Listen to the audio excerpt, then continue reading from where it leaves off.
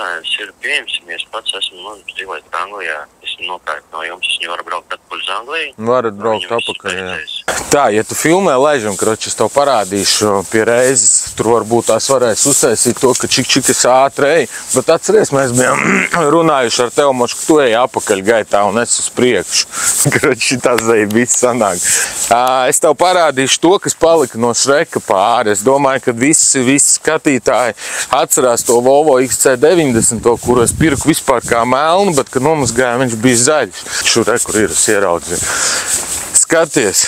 Tātad, respektīvi, to dāmīti savāca. Opa! Jāiet sportot būs.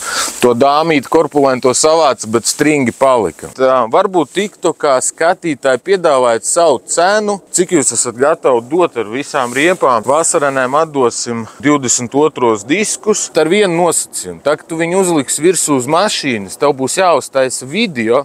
Tāpēc tu viņus var dabūt pa labu cenu, bet tev būs jāuztaisa savā TikTok kontā video. Šim video tev ir jābūt komentāram, uz kādu mašīnu tu liks, sirsniņai uzspiestai. Un pēc tam jāuztais video, ka tu esi uzlicis savu autiņu šito te un būs labs cipars jums tā kā.